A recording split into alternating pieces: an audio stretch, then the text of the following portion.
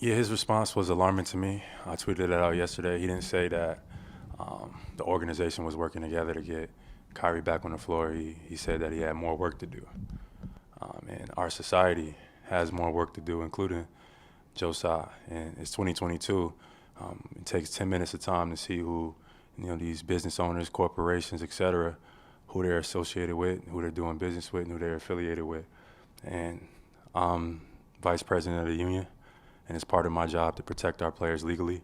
To see Phil Knight first come out and condemn, Kyrie, and also see Tsai say he has more work to do, I think it's time for a larger conversation. And Adam came out and said a statement that he doesn't believe Kyrie Irving is anti-Semitic, yet he's still suspended indefinitely. So those are my thoughts. What should be the response? I said this before. I think it's uncharted territory.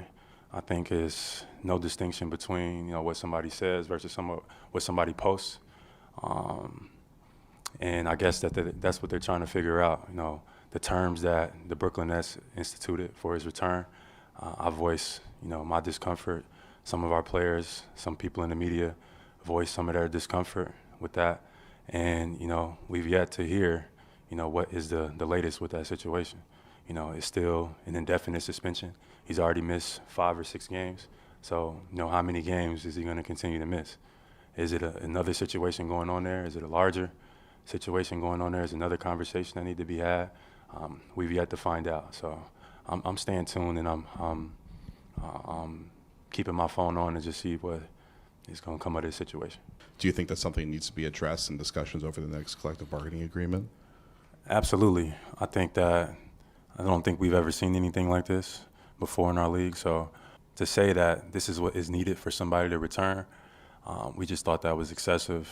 Players thought that was excessive. So I'm not sure if that's going to be something that would be a CBA negotiation point or talking mechanism. I just know that there's sensitivity, on both sides that need to be addressed.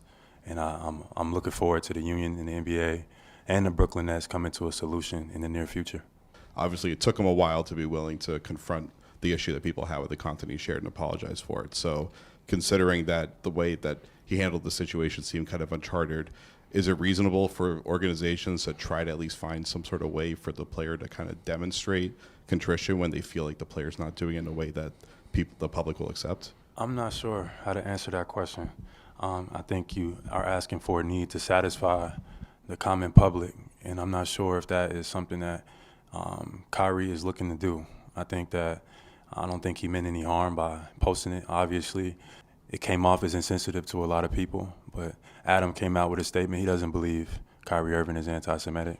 Tsai came out and said a statement that they don't believe he is anti-Semitic. Those were their words. So he's already apologized, formally through his IG post. He said he supports all walks of life, et cetera. But the comment that Tsai made, which I feel like bothered, a lot of people, was like, he has more work to do. Like, what does that mean? Our society has more work to do, including Tsai. So I'm curious to know what that is, what that means, and everybody's tuned in and watching the situation because this is our league. We all are basketball players, but we all are human beings as well. So I'm looking forward to seeing the union and NBA figure out what the next steps are.